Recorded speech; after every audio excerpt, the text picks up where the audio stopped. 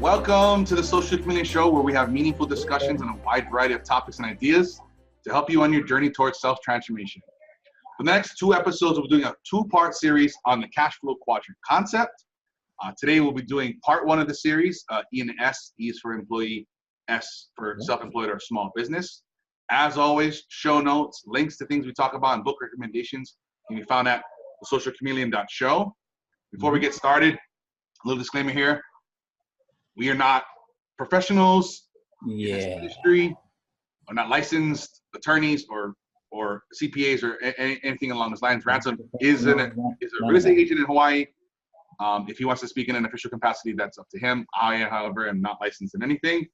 So please don't do dumb shit without consulting a professional. These are our ideas, experiences, and observations for our lifelong journey, learning and doing these things. And with that kind of out of the way, I'd like to get into what we'll be talking about tonight and what this is about.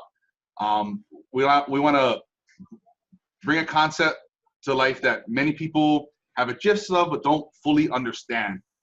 This idea is from the book Cashflow Quadrants by Robert Kiyosaki. It's a great book. It's a little old, but it's one of those perennial sellers. It's a really good book.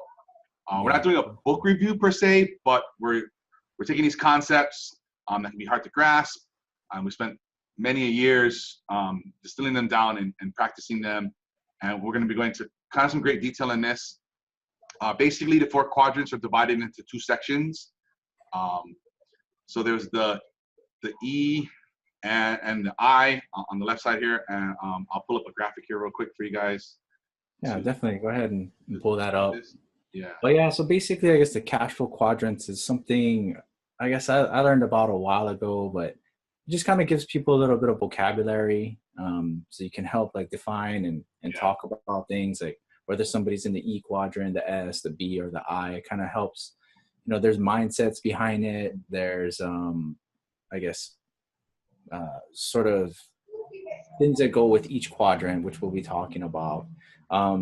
Next week's show is going to be more on the B and I side. So as you can see here, that we'll have it up here on the screen. So you can see on the left, you have the E and the S, right? E stands for employee, which most people can relate to. S stands for small business, or more people could probably relate to the self-employed section. People that kind of do their own thing. And we'll talk about this next week, but the B stands for big business, right? Or businesses that, they don't necessarily have to be like this large moving thing with many parts. But in essence, they basically stand for, your C corporations or your S corporations type of business. There are smaller forms of that, but again, we'll get into that next week. And then I is basically for investor. And again, investor doesn't mean that that's your full-time job where, you're out there buying investments. Like investor can be an employee who has a 401k account. Like these are basically just legs in which will bring income into you. If you're in the E quadrant, money can be coming in from that quadrant. If you're in the I quadrant, money can be coming in from that quadrant, and so on and so forth. So just a little quick picture here, so you guys can kind of get the idea. This is from the Cashflow Quadrants book. Again, we're not really here to endorse anything or rich dad products of any kind. I just think these are really cool concepts that, that people can understand. So I guess with that, let's go ahead and dive deep right into it. As far as the E quadrant, what's your definition, or how can we help people identify with the E quadrant? I think about it in the simpler terms of exchanging time for money. Yes, there's caveats and there's exceptions to the rules, but that's basically how I think about it. Right. I get you on that kind of point. I guess we'll talk about the S section later. However, I think you're going to add like little caveats onto that. The E person doesn't necessarily own their own business. They have an employer, they trade time for money, but they have an employer, right? They have a boss that they report to. They either, they usually punch in on a clock or something like that, of that kind of nature. To me, that's a little bit more, if I were to define that a little bit more, in the E quadrant, I don't know. This kind of those the 9 to 5 typical type work jobs. Yes. Yeah. Okay. where you don't really have anything to do, but you've got to be somewhere and punched in to get paid for that. Yeah, well, I mean, to me, there's two different types. I mean, you have that type of person, right? Like the person that sits there and answers phone calls. Right. I mean, if that person gets 2 phone calls in an 8-hour period, they basically, you're right, they get paid for it. They get paid for being there. You know, but you also have like that lifeguard where like, yeah, they get paid to stand there for 8 hours, but if somebody drowns, you know what I mean? They're gonna do some work that day. Right. I mean, in that job, you don't want to do anything all day. Like that's a good day. Yeah, that's a good day. But you know, but in a similar way, you got people that like delivery, like the mailman. Like that's not. They don't have 8 hours. Like they have 8 hours to hit so many houses. You know we gotta get this mail delivered as fast. Yeah, we gotta get that done. You know what I mean? So jobs like that. I mean, it just depends. I'm not here to specify or nitpick about either one, but and I don't want to bash on anything. Like, I mean, you know, definitely these jobs. No. We're just trying to identify, right? We have this little quadrant of E, right? Employees, and we just kind of want to help people identify with that. Yeah. You know, some of the benefits of being an E is that it's easy. Most people have a job or have a job at some point in their life. You know. They're easy to get. There's usually some type of roadmap or some type of thing. Like you want to do this, go here, get these skills, or get this degree, or whatever, and then boom. There you go. Yeah, done. You know, apply. And here you go. You welcome to the E class. Thank you. Yeah, exactly. Welcome to Acme Corporation. Here's your desk and thank you. Let me know if you need anything. Yeah. Exactly. The other thing I see about E Quadrant people, or most people are comfortable there. Yes. I don't know if that's a psychological thing. Well, we do as humans, especially your brain wants to know what we're going to do today. How many calories do I need? How much sleep do I need? So that's something we strive for as human beings to be comfortable, to have that routine and stuff. So yes. Right. And I guess, no, I'm going to get paid $2,000 every 2 weeks. And I know that's going to cover my car payments and my food. And it's always, as long as I go and I show up, I'm going to get that same stuff. Right. And I guess to me, that's kind of why when we sat down and talked about what we want to do in the show is kind of why I wanted to do this subject is I think people are, I don't want to say brainwashed. I don't really like that word, but no, but you know what I mean? Like in school, right? When you go to school, right? They got that recess bell rings. Oh, we can play for 15 minutes, right? And then the recess is over, that bell rings. And then it's like, oh, okay, time to go to class. Like, yes, sir, yes, mister. You know what I mean? But like, as we progress through life, like, I think that's like the adult version. You know what I mean? Yeah, like, it can be. The E is like the adult version of that. Lunchtime is from 11 to 12. You come in at 8. You go home at 9. Breaks are from 10 to 10:30. Yeah, like it's all set up for you. Yeah, and you know what I mean? Like that's what I mean by there's a psychological aspect to that. There is comfort there. You know, and it's, you know what I mean? It's the norm. Yeah, it is. Most people are used to that for whatever reason. I mean, there are people who didn't go to school. But and you know what I mean? It's like kind of ironic. How is it that people who don't graduate from college become business owners? Like, you ever think about that? Like that's I never. You know what I mean? Like the psychology of the dinner bell. You know what I mean? The recess bell is not there with them, or it didn't sit well with them, right? Because they rebelled against it, right? I don't know. Just for any analysts out there, that's a subject. You know what I mean? Psychologists, you might want to write a book on that. It's a money-making idea. That's interesting. I wonder if there's something in your brain that rejects that framework. Yeah, you know, yeah, I'm not sure. We'll have to get back on it. We'll get back to that. Maybe a later episode. I have to write this down. Yeah, that's kind of cool. But anyway, you know, whether it's psychological or not, like, it's fortunate we need those kind of people, right? We need firemen. Yeah. We need people. You know what I mean? At the grocery store, people gotta buy food. So, you know, we're not bashing on anybody. If that's your style, then that's great. Absolutely. You know? There's some people who are very comfortable, I think, in the E world, you know, especially if you make a decent amount of money, or the amount of money that you make is, I guess, sufficient for your lifestyle. Sufficient for your lifestyle. Yeah. And some people are okay with working Monday through Friday, 9 to 5, and Right. they enjoy their weekends. Yeah. You know, I remember we used to do that a long time ago. So we enjoyed our weekends a little bit too much back then. I tried to enjoy the weekdays too. Yeah, you know, but you see it.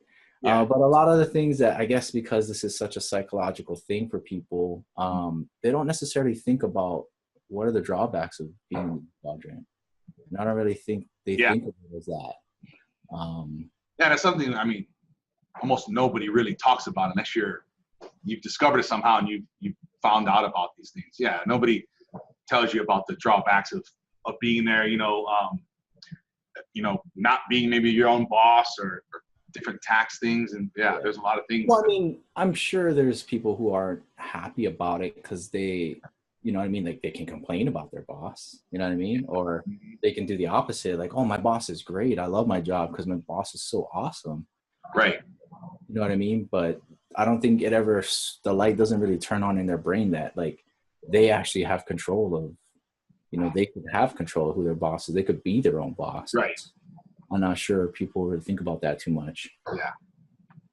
Yeah, definitely. And it depends on, person to person and the different aspirations they have and whatnot, or maybe in the field they're in. I mean, I know people like, listen, I don't want to be the manager. Like, even though that's easily I could do that. Like, I'm not. Right. And that gets back to the whole comfort thing of being in the E Quadrant, right? Like, less problems, less responsibility, that kind of stuff. Less tasks. Yeah. But at the same time, and the downside of that, of not being able to control who their boss is, or, sometimes these jobs even have like limits on income. You know what I mean? Yep. Limits on age and how long you can work there. Or, in the healthcare business where I'm at, the hospital census is slow, like somebody going home. Right. Right. Oh, yeah. That's the thing. That's the thing about control. You don't control how much money they make, if they stay in business, if they go out of business. That's true, dude. In 2008, right? Like, how many people lost their jobs because of that mortgage meltdown? Like overnight. Yeah, overnight. That's definitely things. So, but I mean, eventually there comes in a point too where you're just not physically able to work anymore. A lot of times, you're too old, or you get whether hurt. it comes at 65 or whether it comes like at 110. You know what I mean? Like, eventually, you're just not going to be able to work. Yeah, definitely. Or some jobs that are physically demanding. Eventually, your body just gives out and you just can't do it anymore. Yeah, and not to mention injury either. You know what I mean? Like, you see that with like, professional athletes. Like, they got a great career and then one injury. Yeah, you turn wrong and that's it. There goes your knee. There goes your ankle. You know what I mean? Hopefully people can recover from that, but there are many that don't. A lot of times that's the end of your career. I mean, some of these guys now, especially in the NFL, I mean, they're like, listen, I had 3 concussions already. I'm done. Like, I'm not playing anymore. Yeah. It's like shit. Like, you're 24 and your professional career is over. Yeah. I'm not. That's very unfortunate. Yeah. And it does happen. I like to think that doesn't happen often, but it does definitely happen for sure. Yeah. I feel like those voluntary retirements, especially in the NFL and stuff, those are happening a lot more now because of all of our knowledges with concussions and. Well, I think it's just more educated about one's health. Like, you know what I mean? Like, you are 24. Like, do you value your life? Like, you know what I mean? Like, that's a different aspect. But right, yeah. You want a mushy brain at 50? I mean, can you want to be able to walk at 35? Like, a lot of these guys, that's the thing. They're like, my feet are killing me. I can't barely walk now. I don't know what's gonna be like in 5 years. Yeah. But to me, that's a good decision, though. You know, it is. It is. That's like a life balance thing. Yeah. And the self-awareness and the advances in the medical and stuff, those are good things that are keeping these guys from being severely disabled, from playing professional sports for 5 years, 10 years. But that just goes back to the other drawback of being in the E, right? Is like, you physically or mentally have to do something. Right. I mean, you have to be at work or in your cubicle in order for money to come in. Right. And to me, that's one of the biggest disadvantages of being in the E, is that you have to be there. And if something out of your control or even unexpected happens, like suddenly everything you've known is gone. Well, yeah, I mean, sometimes you got AFLAC or whatever, or Right, something along those lines. That's a portion of what it is. Right. But, you know what I mean, versus when you look at people in the, again, we're going to talk about it next week, but when you look at people in the B and the I, they don't have to be there. No. They don't have to go to work. I mean, right. Whether they stay home, whether they go to beach, whether they go to Bahamas, their money still comes in. Right. You know? And that's kind of, that's an important factor. Yeah, it is. Especially, you know, like I said, if you get in a car accident on their way to work today, a lot of people, that's the end of income. I wouldn't say the end. I'd say they get unemployment or right. some type of. For simplicity, you know, right. You'll get something, but the way you were making that money, it's a lifestyle change for sure. You're definitely gonna. Lifestyle change. Yeah, and it's tough to not have that control, and things that are out of your control, you know, could make things even harder on you. Oh, yeah, definitely. And then I guess because we're all, you know, on the train thing, like things don't think about it is taxes. Like, yeah, I think taxes is one of those things that's just like out of sight, out of mind. Yeah, it's unavoidable, and the things we hear, I think there's a lot of confusing information out there and thoughts on it. So yeah, it's. You know, but when I hear people either say like, "Oh, I got to pay this year," yeah, or when I hear people say like, "Oh, I'm getting a lot back," like, I guess because, well, I mean, you laugh, but because I've been in the self-employed area, I've been in the S Quadrant for many years. I understand that a little bit differently. And yeah, I gotta pay my taxes too. I mean, ain't no refunds. It's all about paying. Yeah, but at the same time, you know, as an employee, most people, there's nothing they can really do about that. Yeah, there's not a lot. I mean, yeah, very small things. Yeah, there's such a few. They can vote. Like, yeah, but yeah, I mean, it's just something that happens when you look at things. Some people can write off things for work. You know what I mean? Right. Depending on your job and whatever. Yeah.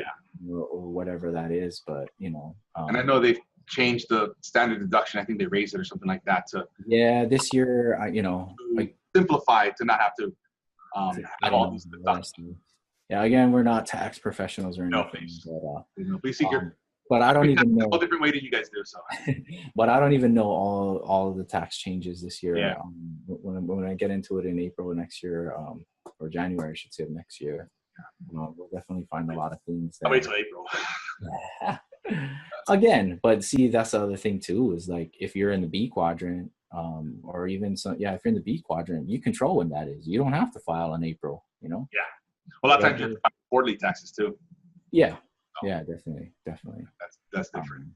And that's the thing too, you know, with that stuff too. I mean, getting these refunds and stuff. I mean, I hate them, but I'm getting this massive refund. I'm like, do you realize that you allowed the government to borrow that money from you all year long? Yeah. Interest free. And you're okay with that. You know, I'm not in disagreement. When I was get 10 grand, I'll borrow from you. I'll give it back to you in April.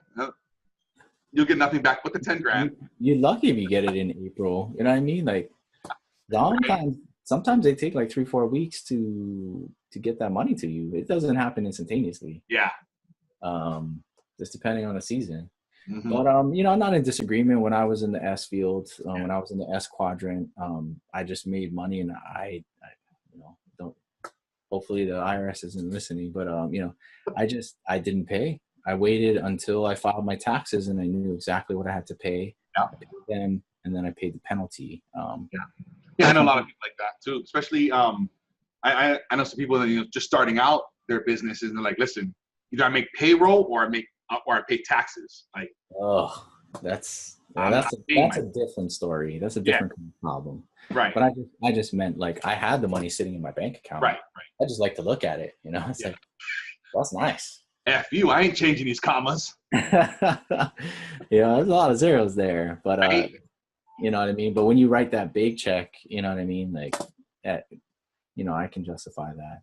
But you also have the people that are opposite of that, though. Like, some people, they're not good at saving money. So no, having Uncle Sam hold it for them, it's not really a bad idea. There is that element of that. Yes, like, I mean, you got to know yourself. yeah, you got to know. And then, a lot of times, what people, they think of this as like free money. Like, man, I'm going to go blow this. I'm going to get that new Gucci purse. I'm going to get them 22s. Like, yeah, this is free money.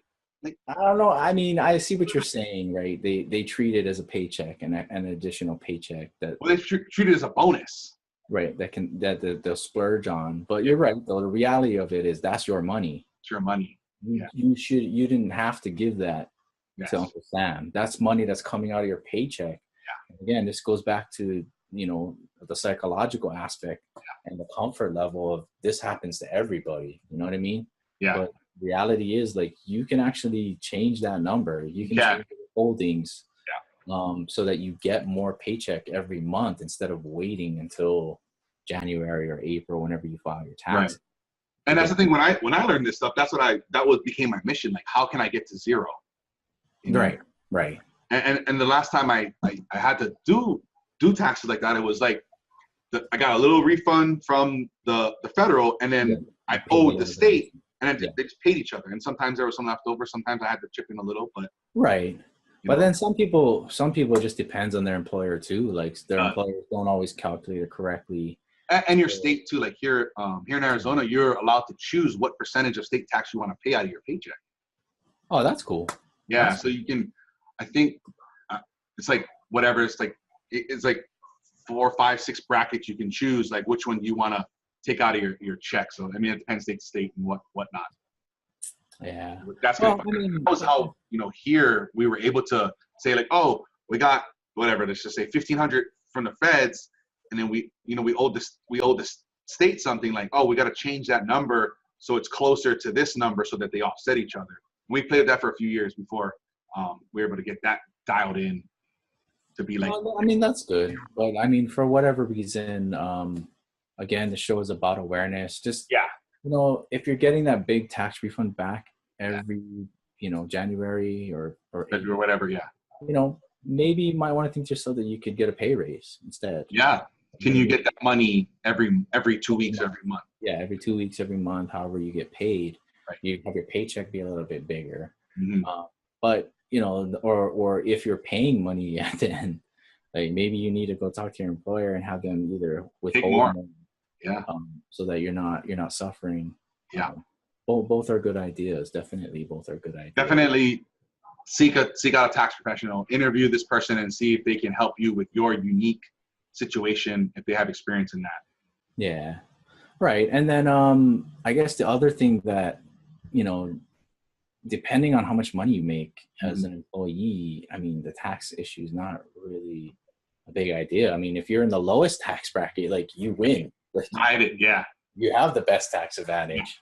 You know what I mean? You do. I mean, provided your money situation is comfortable, right? You have that work-life balance, and you make enough money to live within your means that and do everything you want to do. If you're comfortable with the amount of money you're making and it keeps you in the lower tax bracket and you have a great life, which is easily doable. Absolutely. Boom. And there's nothing you do. Like, you've maxed out like your tax benefits, and you get a $10,000 tax return. Hey, I mean, fuck, power to you. That's amazing. Yeah, you win. In my opinion, that's great. You're absolutely winning, and that's great. But then you have people that have the opposite. You know what I mean? Like, they're in the highest tax bracket and they're stuck, and there's nothing they can do about it. Mm-hmm. I was at the pool one day and was talking to the neighbor, and they're like, I mean, we really want to buy a house, but we're like 5 years back on our taxes because we make too much money, and then when come time for the tax bill, we can't afford the tax bill. I'm like, that sucks. Yeah. They're just employees. They're just regular employee people, and they just make money. It just depends on how much money you make every year and what that's going to come down to. And that's the kind of stuff that when we talk about, like the S and the B, like you can actually structure things a little bit differently, right? Like, I don't know, I just got 2 envelopes here, but you know what I mean? Like, you go from just having this one big thing of, this is all the money we make, so we have to pay taxes on it. Right. Now, when you start getting into the S and the B quadrants, you can start doing stuff like this. You take that paper, and it's like, wow, now my company makes money, and then I become an employee of my company. Right. And like, I don't pay as much taxes, Right. and I can keep all my money in my business. Like, that's the kind of stuff that for me, like, the light turns on and it's like, wow, like, wait, what did you just say? Yeah. And that's what these guys used to do before. I know they changed the law some years ago, but you used to like be the owner of a big company. It's like you took a $1 a year salary. Yeah. Now they have salary like limits, like they have a minimum salary you gotta take. Right. But these are the things people should do. Like, listen, my company makes $200 million a year. I make $1. Like that. Yeah.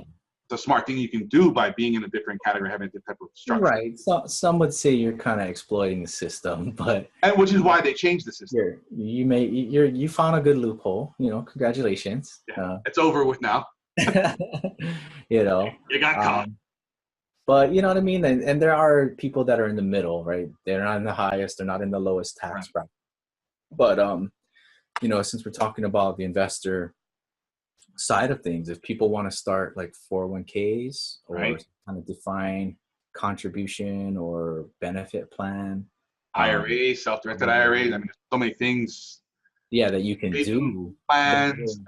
That's going to lower your, you know what I mean? Like, you make this much and now you put money into your 401k, right? And then you have less taxable income. Mm-hmm. On top of that, you're putting money, again, into another bucket that you can invest with. Right. And lower your tax bill and, those are the kind of things that, as you get older or if you get injured and you're no longer able to work, this additional income on the side, this investment that you got going is then going to put money back, into your account. And that's kind of things that, I like to push, just depending. Especially, you have like, if you have a 401k at your job and your employer is matching you and something happens, I mean, there's ways you can take that money out of your 401k and this big chunk of cash, use it for your emergency that maybe you wouldn't have had sitting around in a savings account or something like that. And in fact, again, like because of my real estate experience, you can actually borrow money from your IRA or 401k, well, depending on your employer, but you can actually borrow money from your retirement account as a down payment on your house. Mm-hmm. Like that's very real. People can do that. Yeah. And is it still possible to put that money back without penalty? And have they changed that? Do you know? It depends what you call penalty. Like I said, you borrow money from your account. Right. So there is interest and fees that are accrued. Right. But again, it's your money. You've saved it. So, yeah. You know what I mean? It's not like you're paying the bank back. Like you're putting money back into your retirement account is what you're actually doing. Right. So that's the things. I mean, having these little things like this, and it doesn't have to necessarily cost you a lot of money a month, especially if you're getting into it and it's a change, but you can start to have these things compound over time. And then all of a sudden you've got this big nest egg for something to happen, or like Ransom saying, get a down payment on a house or whatever it be, or when the day comes where you're hurt or you no longer can work or you're too old or whatever it is, or you're just tired of the shit. You can just say, listen, I spent the time and I made this nest egg. Now I get to reap those rewards. Yeah, definitely. It's just another source of income that comes in. You know what I mean? And that income will come in no matter what, even if you keep your job, you know what I mean? And you have an investment coming in. Now you got two sources of income rolling into you. Yeah, especially nowadays with, pensions and these different types of retirements, they're just have pretty much gone away. If they haven't already, they are going to be gone. And you're not going to have that anymore. And Social Security is probably going to go away if, you're our age or younger. You might not even have that as an option, so there goes 1 to 2 sources of income that used to be what we relied on are completely off this planet. It's up to you now what you do. Yeah, I guess because I've worked with interviewed a lot of millennials in my day. The younger generations, maybe I won't even say that. Maybe just people who are in the first or second quarter of life, they don't really think about it. Yeah, I never thought about it either. And I've grown patience to say that that's okay. I mean, don't even worry about it. However, you should at least start a little education about it. You know what I mean? And I think maybe that's what this show, tune in next week or something, like we can talk a little bit about what the BNI is. So just get educated about, so you know at least what it is. So when the time comes, you know what I mean? Yeah. You'll be ready for it. Right. And do understand, the sooner you do get started, the better you'll be. Those couple of years in the end can be huge, hundreds of thousands of dollars in Oh, income. yeah. You know what I mean? Like we were just talking about time last week, right? Like, right. We all have the same amount of time, you know.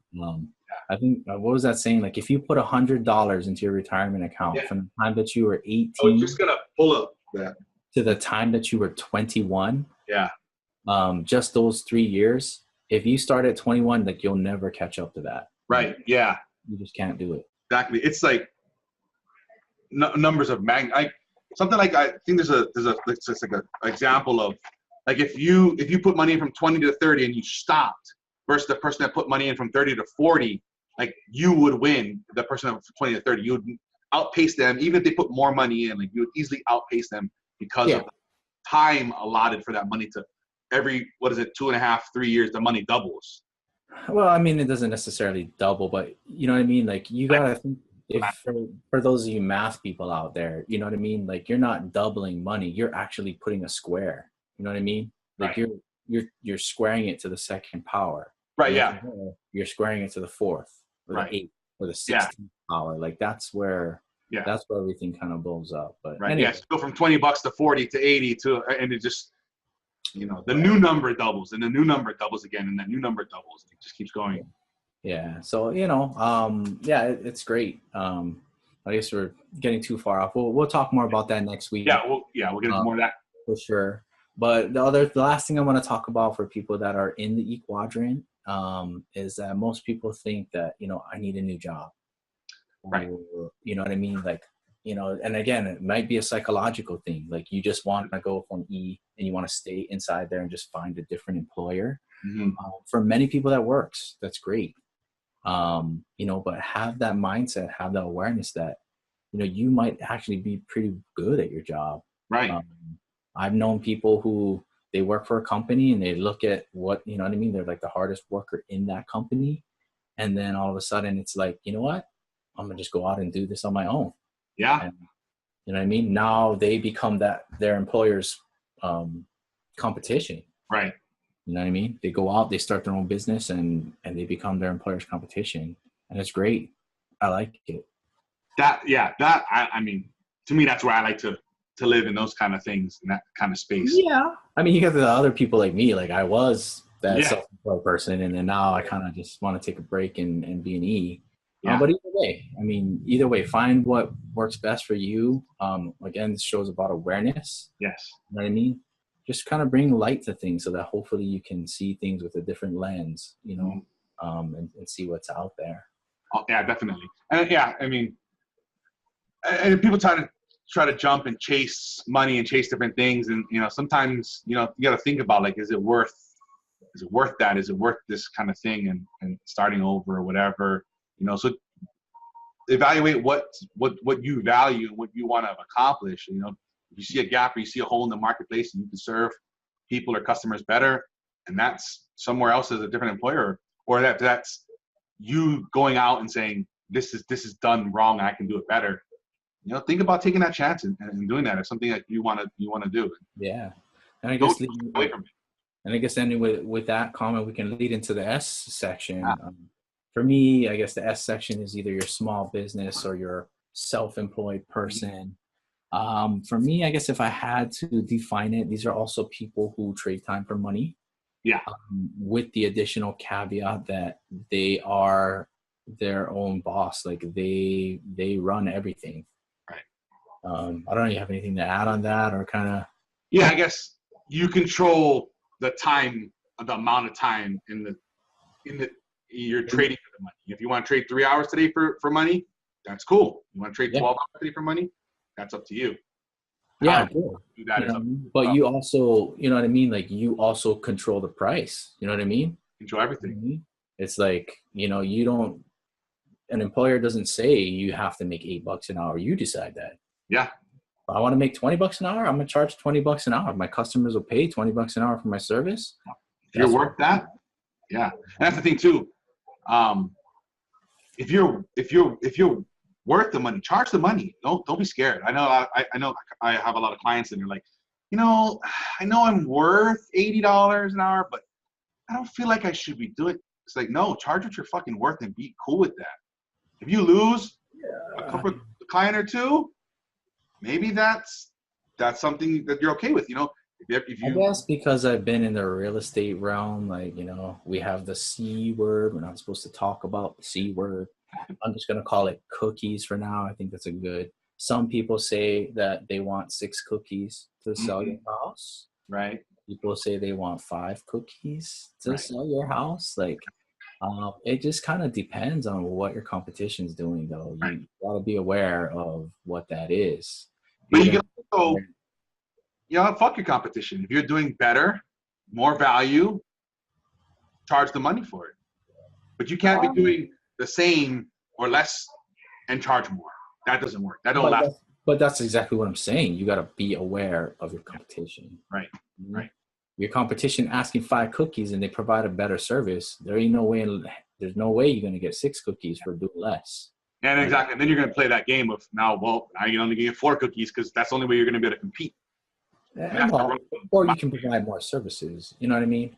But again, so like getting into like the whole S thing, like these are going to be like your self-employed businesses, right? Like your dentists, right? Veterinarians. Right. And your lawyers.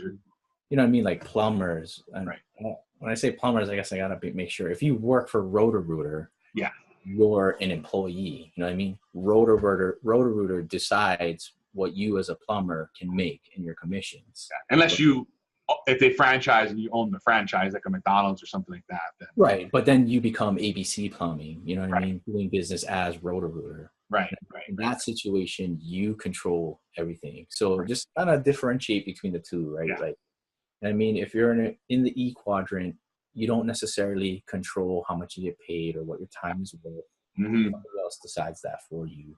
In the S Quadrant, you kind of make the rules. You run the stuff. You know what I mean? Like you charge what you want.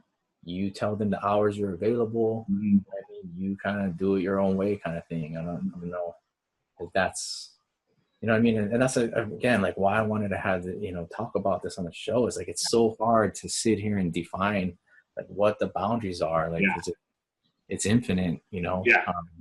You can get creative and you can blur them and mix them around and a lot of things. You know what I mean? But there's benefits to being, your own boss, right? Like you controlling the days off that you want, you know what I mean?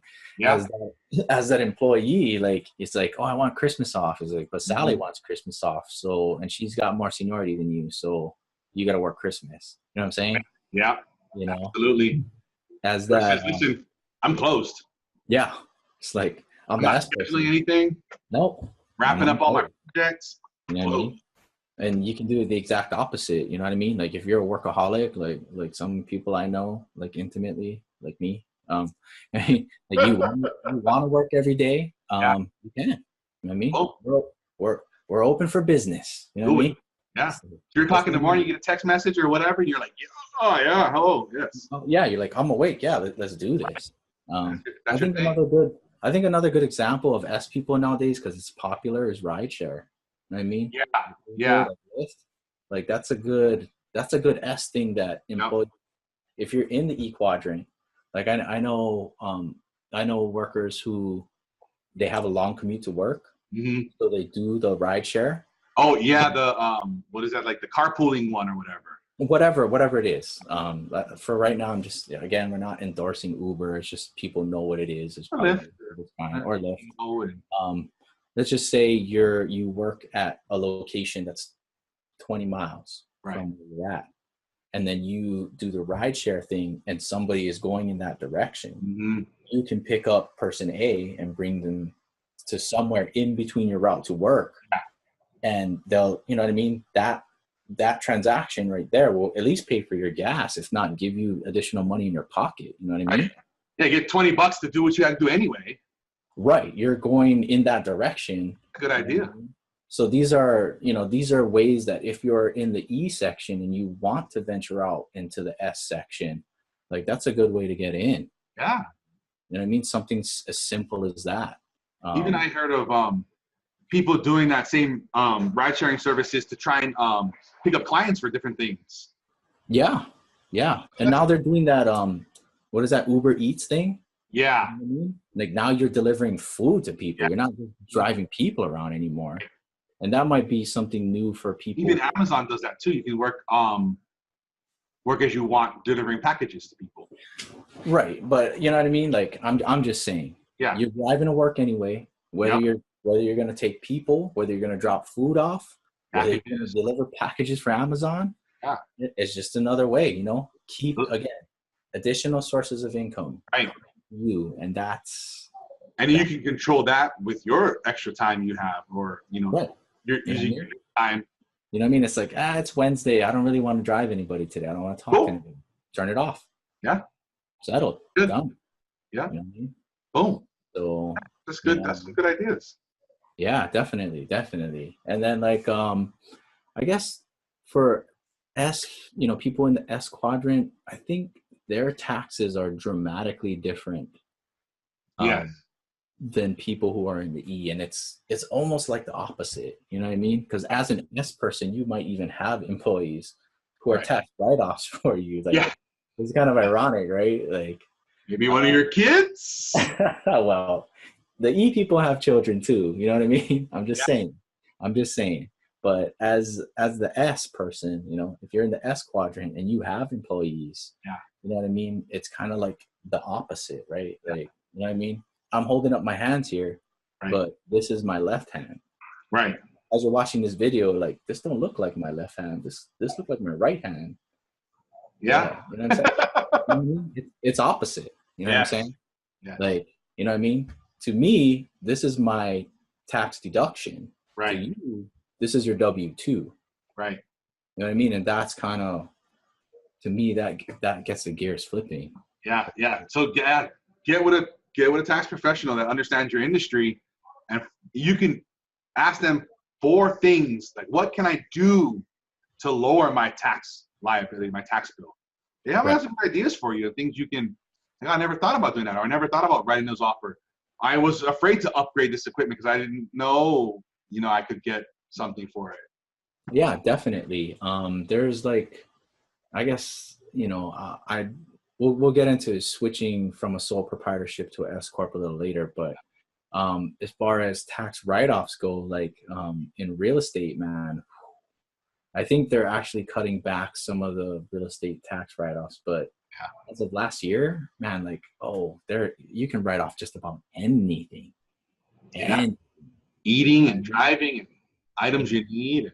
I think we went to a seminar once, right? And they actually in the IRS code or something like that, a business write-off, I think it was like one sentence. It was like anything that's necessary for doing business. I think that was something verbatim. Something's that simple. Like anything that's necessary for business becomes a tax deduction. Yeah, that's crazy. Yeah. But in real estate, we're doing so many things, right? Like we're driving places, so our gas becomes our vehicle becomes a write-off. Mm-hmm. There's many times when we have to get and do things for people. You know what I mean? Like, I'm sorry, this interview, or you know what I mean, this inspection went a little bit longer. Let me get you lunch. You know what I mean? Like that lunch now becomes a tax write-off for me, and I paid for it. Right. You know what I mean? At the end, I used to get closing gifts and stuff like that for people. And those gifts can be just about anything, you know what I mean? Whatever, as long as it's within reason. And you can just write all that stuff off. It's crazy. It's great. Everything's on sale, right? Oh yeah. That one year, I looked at how much I had to pay Uncle Sam, right? Like we were talking about that earlier. Yeah. I didn't pay along the way. Just when I did my actual estimate as to what I had to pay, I was like, I don't feel like parting with that money. Right. I was like, you know what? I think I'm gonna try to lower my income bracket, and I went on a spree, dude. I was buying all kinds of stuff. Oh, that was fun. I was looking at buying cars. I was looking at buying, whatever. It's definitely a good problem to have. You know what I mean? Yeah, these are good problems. The way I looked at it is like everything I buy right now is 30% off, because if not, I'm just gonna write this huge chunk of change to Uncle Sam. You know what I mean? But I bought new computers, that's when I sat down and I said, okay, what kind of things do I need for my business? Yeah. And I was like, what kind of things will actually improve my business? And, what kind of I know you like tech, right? Like what kind of things can you get into? What kind of software can I buy? What kind of things that's going to help me? What kind of classes can I go to? You know what I mean? Education. And like, those are things that as an S, I think that's one of or even in the B quadrant, that's what you get to do. Yeah. You get to spend before tax dollars buying assets for your business. Mm-hmm. Versus if you're in the E section, you have to pay taxes on that first, right? Your employer pulls those taxes out of your check before you even see it. Yep. And you're spending tax money. After tax money. But as the S or as the B, you get the money directly from your customer. Yeah. And then you pay your taxes after that on your own account. Right. Whatever that's going to be. But instead of paying it to yourself, you can invest it back into your business. Mm-hmm. Absolutely. And ultimately, you're going to be reinvesting to service your customers better, which is going to bring you more customers or keep those customers longer and happier, which is in turn going to give you more money. Yeah. Or you can invent systems or buy technology that makes processes faster. You can outsource tasks, again, that will make your business more efficient so that you can make more money. Right. Those are all good things. Yeah, exactly. Like I was listening to the founder of Skype, and he was saying what we did was we're like, how can we make this cost zero? And that was their focus. Wow, zero. How can we make this thing cost zero? Hopefully they didn't find that out, but no, they did. They're like, really? how can we make this server cost us nothing? Wow. Oh, your computer has got everything in there that you need. Boom. That doesn't cost us anything. How can we make this next item cost less? And they start figuring all these. I like less. Zero is a good goal to have, and I'm sure you'll at least come up with a way to make things cost less if you have that. Right. And so by making their bills less, they were able to not necessarily, they didn't have to make any more money. They got to keep a whole lot more money. Right. And reinvent and bring that money back and reinventing the business. I was like, oh, that's a pretty clever idea. That was their thing. It's like, we can't get this cost to be zero. How can we make this cost one or whatever it was? And that's something that if you're in the E quadrant that you can't do. Yeah, exactly. You come up with a more efficient way to do your job. Mm-hmm. The employer gets that savings. Right. They don't pay you extra. No. Yeah, you don't get a bonus because you save them 87% of the electric bill. You know what I mean? Hopefully you have enough courage to ask for a raise. Yeah. But give me a bonus. But then again, that's kind of like, people who are afraid to ask for raises in the E quadrant don't be. Don't do it tactfully. Don't make a fool out of yourself or make it difficult to work there. Yeah. But ask for a raise. But know your worth and be able to speak up and have a nice conversation about it. You may not have the same control as the S person who can arbitrarily just raise their prices because they feel like it, but yeah, if you do a good job and you make yourself invaluable to that company, you know what I mean? Own it and do it tactfully and say, hey, you know what? I do all these things. You know what I mean? I don't see it's out of line to be asking for a raise. Right. And what's the worst they can do? Say no. All right. Okay. Well, thank you for your time. You know what I mean? Right. Exactly. But understand, do the things first and then try and get the money. Don't try and get the money and say, listen, if I get a raise, I'm going to go ahead and do these things. Well, yeah. I know people are like, listen, well, if I got more money, I would do more things. Well, you're not doing the things to get you the money. That, you got to realize that. And that's kind of like when you get into the S quadrant, like it's very similar. Like in the S quadrant, people normally don't have that as long as they're aware of their competition. Right. And speaking of competition, if you're in the E quadrant, you got competition too. You know what I mean? There's a million people that could take your job, unfortunately. Yeah. You may do it a lot better than others, but I'm sure when it comes down to it, that company can find somebody to at least do the minimum amount or, maybe half of what you do and then hire somebody else to do the other half. I mean, whatever the case is going to be. So, just a grain of salt. I'm not saying that don't ask for a raise or anything. I'm just saying know your worth, be aware, Yes. be tactful. And I think what Tyson's try trying to to make do yourself is, invaluable. you know what I mean? Give value, give Yes. value, give value, give Yes. value, and then ask for after. And a lot of times it'll be seen. You'll get that promotion. You'll get that thing that comes from doing what you should be doing at a high level and adding value and bringing that to your company or to your business. Right. And you know what I mean? And, just bringing it back to the S is that's the same thing. You know what I mean? If you're really good at what you do, and you're that S person, like people are gonna be like, hey, what's your name? What's your number? I got a friend that can definitely use your services. Like, you know what I mean? And I know S people who they don't pay a dime for advertising. Yeah. And there's no better advertising than that. It's like word of mouth, and like they're busy all day, every day. Like it's crazy. Absolutely. But yeah, so I guess we talked a little bit about the advantages there, but yeah, some of the drawbacks, I guess, to being in the S quadrant. It's like it's on you. To me, I think that's a large reason as to why people don't become an S. They don't want the responsibility, right? Just like the same E people who don't want to be managers in their own companies, under their employers.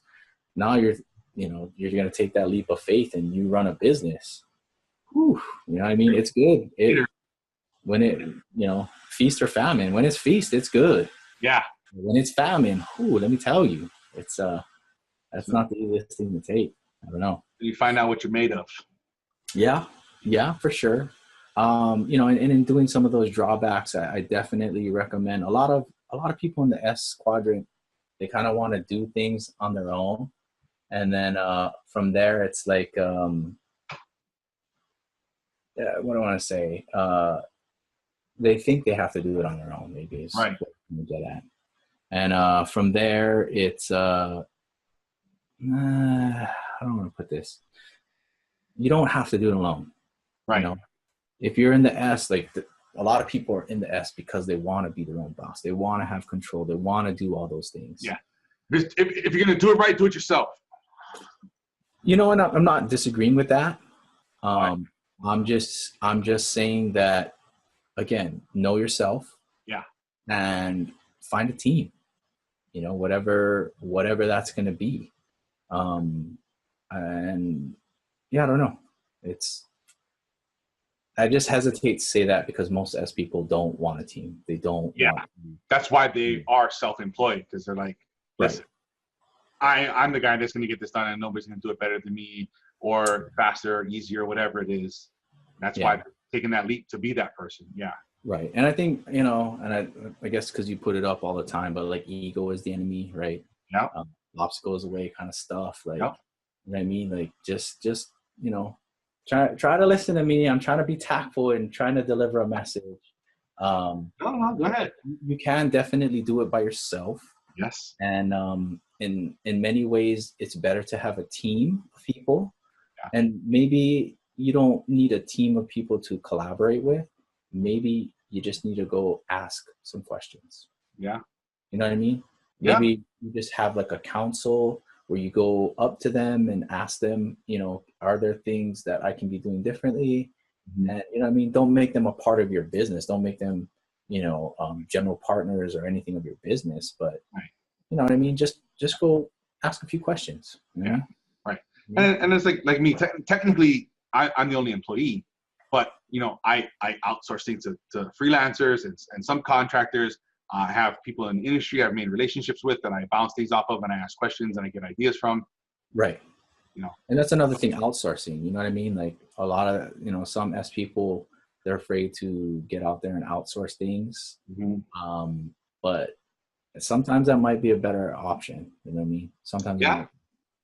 And it's in this day and age, it's easy to get really high quality talent anywhere in the world to work with you and for you. Yeah. Weren't you telling me somebody was telling me about just like kind of what we're doing, like you you just go ask services or something like that, or outsource things, from anywhere. Yeah. What was I hearing about? Like, if you need to hire an employee, let's say you're asked, you need an employee to do something, you can definitely do something like this. You know what I mean? You don't have to hire an employee in your area. You know what I mean? I think people were doing it as far as they lived in areas where employees were paid a lot. Yeah. And say if you live in New York and you need an employee to do something where they don't physically have to be there in New York, like you can outsource somebody in Iowa. Yeah. That will be paid a lot less than somebody who lives in New York to do that task.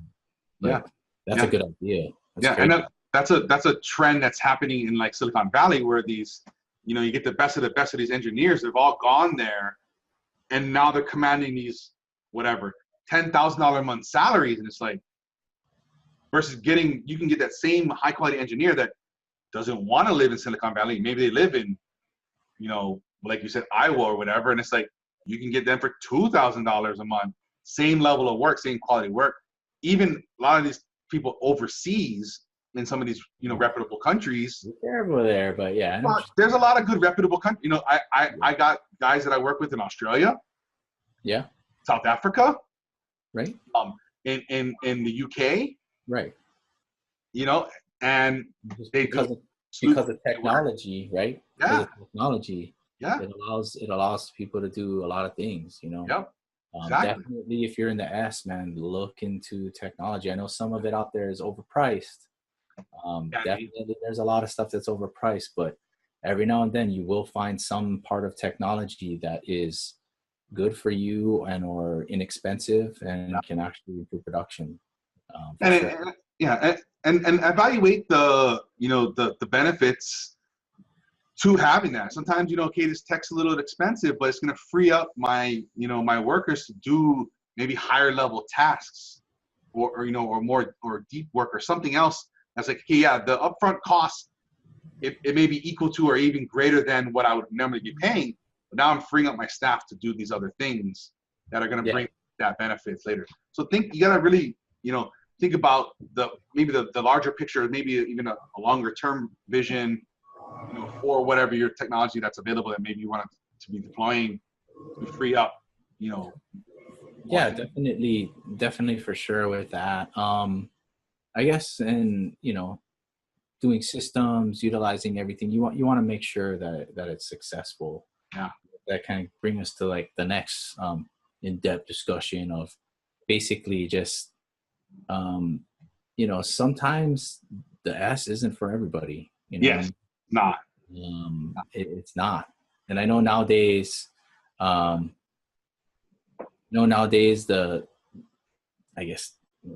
word entrepreneur is kind of. Oh, you got something to say? You got something to say about that word? I hate that word. It's just turned into this whole thing. I don't like it. I don't like it anymore.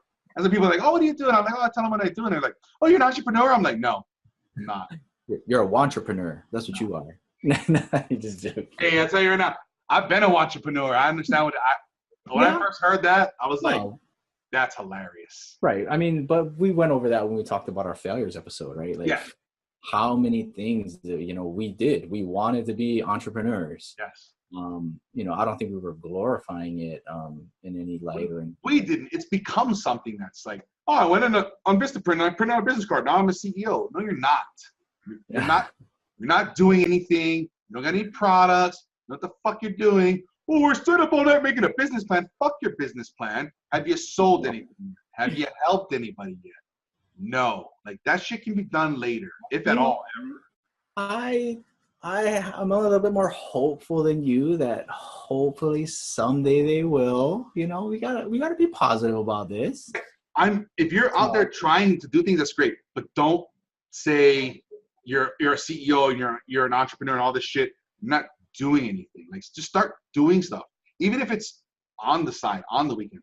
Start doing something. Start getting a sale. Start getting a product out there. Start developing these things. Not sitting around talking about it and planning it. Like this one guy I talked to, he's like, oh, I'm gonna start a t-shirt company. I'm like, oh, that's awesome. What kind of t-shirts you gonna have? Oh, I don't know yet. I'm gonna I have an appointment later on to go see a CPA, and then I'm going to see an attorney, and then I'm going to go get this thing. I'm like, no, just go sell some fucking t-shirts. Oh, no, I can't do that. Why? Well, you know, I don't know. I got to do all these things first. I'm like, you're just playing business. You're not doing anything. right. But then again, getting back to the point, the S side of things is definitely not for everybody. It's not. And this is one of those areas in which, you know, a lot of people are fearful going to because of the high failure rate. Like, Yes. right. I don't know what they are now, but in the Cashflow Quadrants, they say 1 out of 10. Yeah. I mean, 9 times you're going to fail. I've done 9 times. On your face. For us, we talked about the failure thing. Yep. We failed more than that many times over, many types of businesses. And, you know, to me, I think that's okay. You know what I mean? Right. You just got. Great. I like to fail, but don't play business. Don't pretend. That's the thing that kind of bothers me. It's like being an entrepreneur now and working for yourself and things. It's like it's become glorified. And it's like a thing to be doing. Like, oh, what do we do? Oh, I do lifestyle work. I used to buy a pool. I did a laptop lifestyle. Like, I mean, come on. I mean, and you got the youth out there too, I guess, because I'm interacting with the youth. You know, a lot of them want to be YouTubers.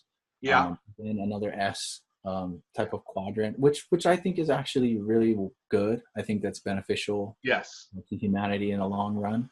Yes. You know, but again, that if it's just a fad, just kind of, it's just a fad. Yeah. You know, it's going to come, it's going to go. Yeah. But people who are in the S have to spend some type of resource, whether it be time, whether it be money. I mean, it doesn't always take money to make money. But you know what I mean? Like if you're not spending money, you're going to be spending a lot of time doing things, trying to figure it out. Yeah, that's the thing with these things that are glorified, like you're saying, like the YouTubes and the Instagram stars and the Snapchat stuff. It's like you just see these people that are portrayed in this like, oh, look, I'm just going to start a YouTube channel. Next week, I'll be a millionaire. I'm like, and then. Right. I think there's a lot of unrealistic expectations. Right. And just looking at a cash grab, like it's the new get rich quick scheme. Like start a YouTube channel. Get 100,000 Instagram followers and you'll be rich. And you sit by the pool and take selfies. And again, just trying to bring it back, like, you know, you got to have a purpose. Yes. I mean, you got to have, to me, I mean, there are some, and I'm going to say there are very few people in which money is enough. Right. Believe me, they're out there. I know, I've seen. Yeah, it's all about money. It's all about show.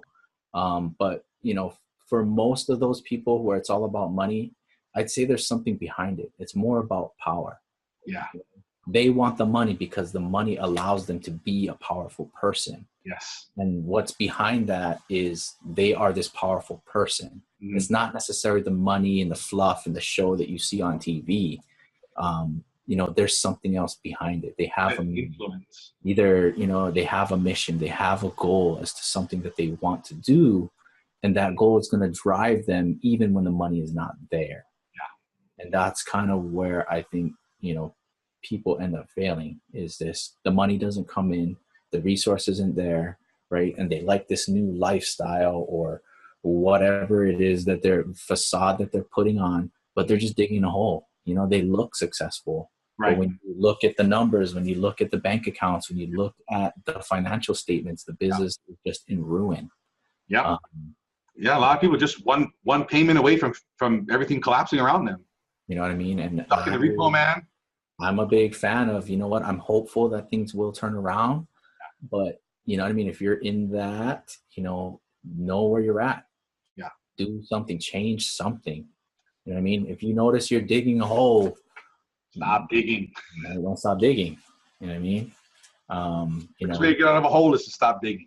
You know, and I guess we'll just do another Rich Dad That's Club. The thing.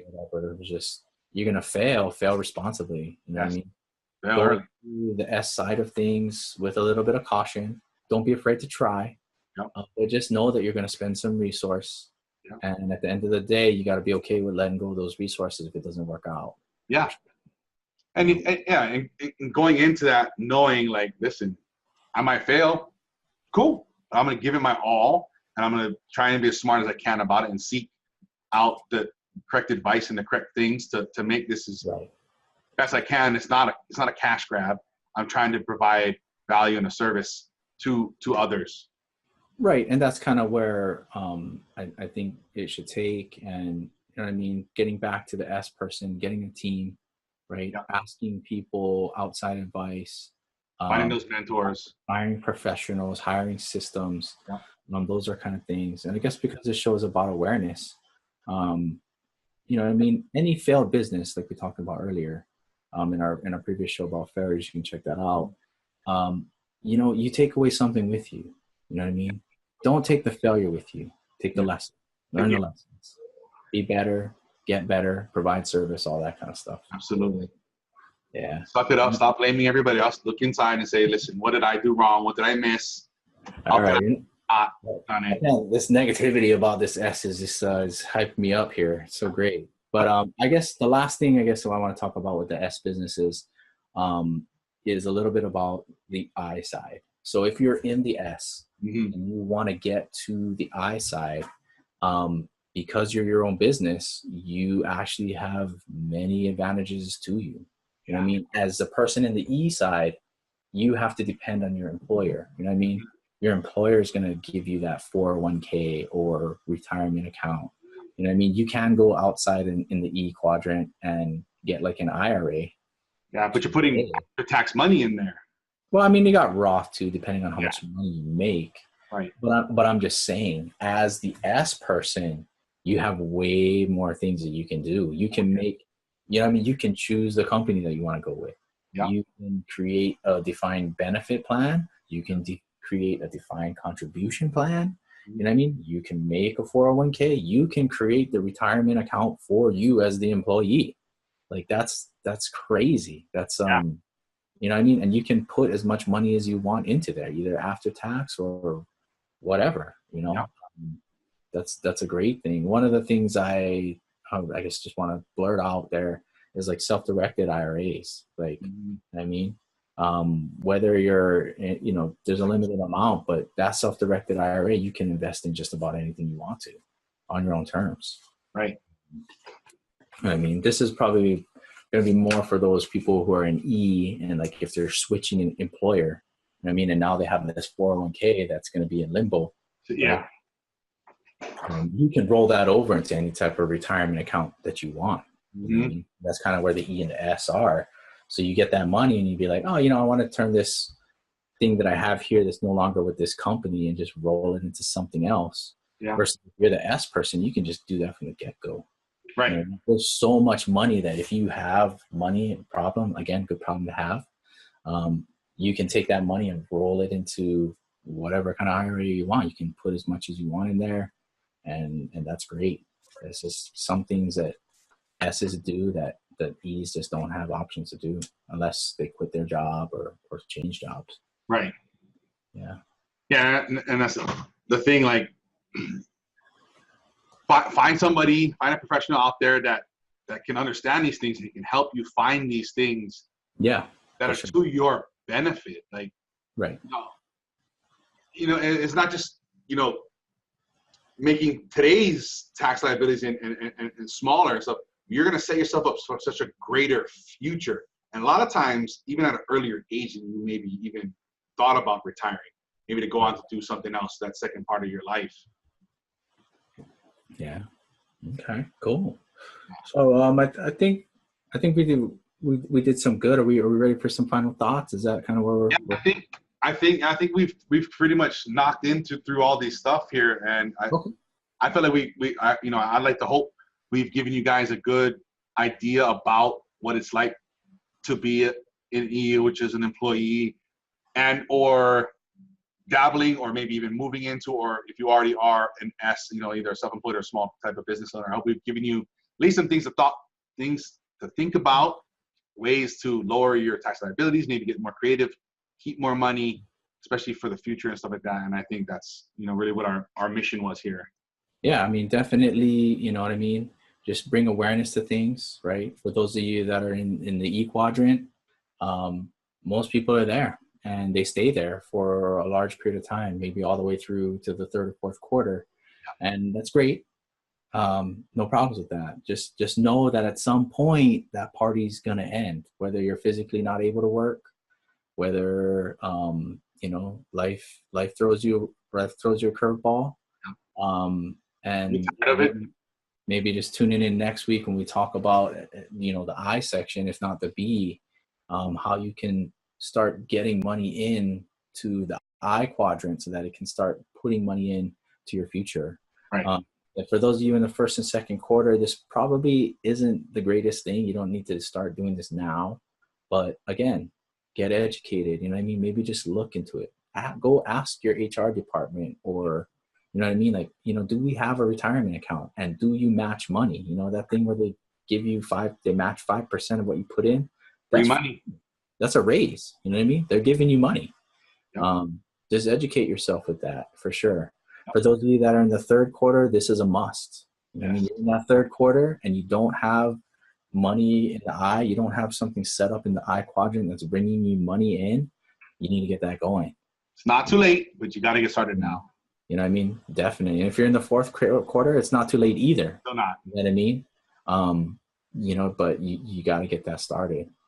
Definitely. For sure. And if you're in the first and second quarter, I know these things are hard to think about and save for the future, but if you can just do, a little bit now, it'll be worth hundreds of thousands of dollars later.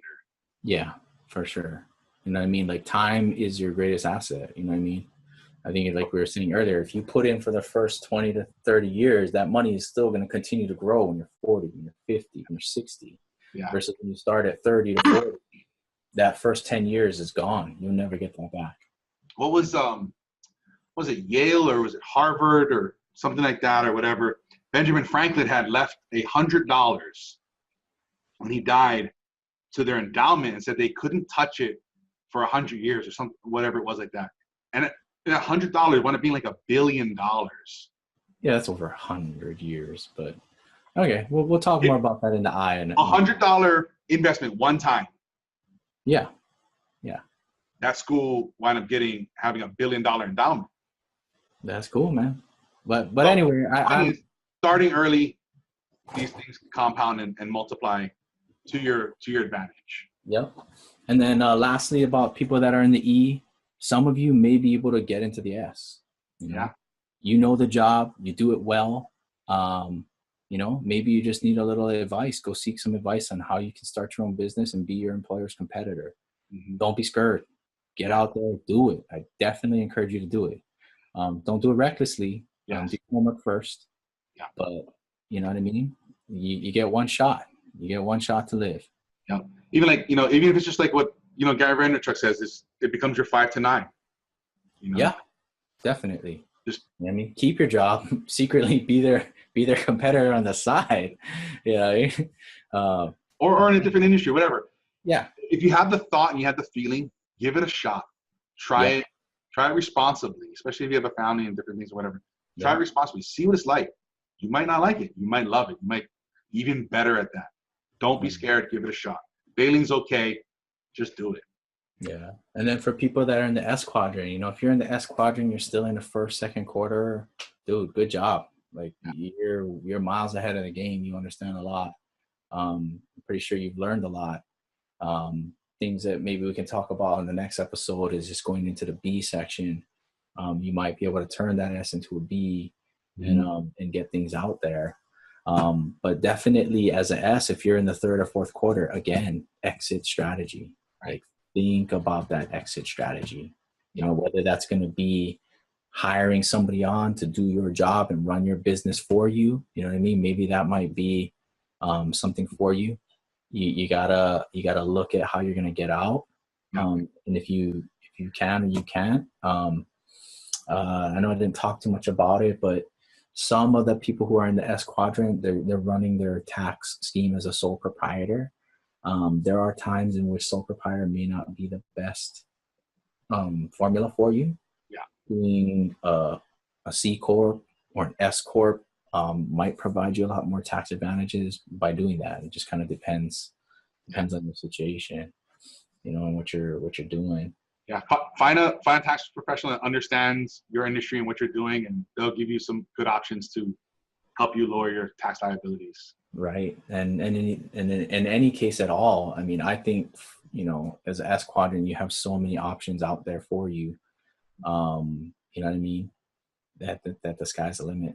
Yeah, absolutely. And I think too, when thinking about an exit strategy and having to think about the things you need to get done and do to pass that business off to the next person, a lot of times people, they find a lot of holes and gaps in their business.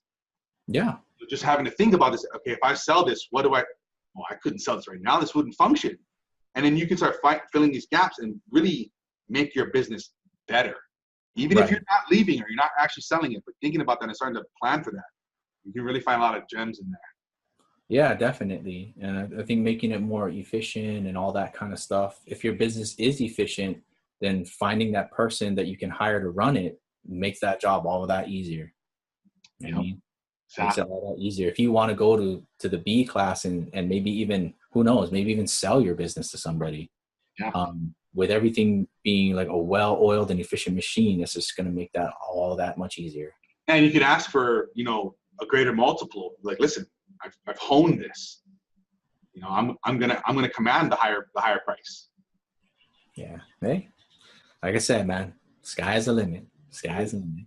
Yeah. So with that, again, we've been disclaiming this whole infomercial here, but we just want to provide disclaimer. We're not, tax professionals. We're not lawyers of any kind. I myself do hold a real estate license for sure, but that's not, there's just very little things to do with the real estate section here on this side. Maybe next week I can talk a little bit about it, but by any means, we're not tax professionals. Yes. We're not lawyers of any kind. Yeah. Don't play one on the internet. Yeah. All right. So we got some challenges. We do have a challenge. I'd like to issue these challenges. I want you guys to, in between now and especially next week and as we go on, identify where you are. You're in the E or the S, and if that's where you want to stay. And if so, amazing. I'm not telling you folks to quit your job and go be an entrepreneur or stop being self-employed, whatever it is. I want you to be happy where you are, and when you're happy there, start to set your life up to be financially free and be able to thrive financially, especially not just today, but, in the future. And when you get older and third, fourth quarter, right, into those things. And maybe you want to change things up. Maybe you want to, retire, or you want to do things. Set yourself up now. Start thinking about this.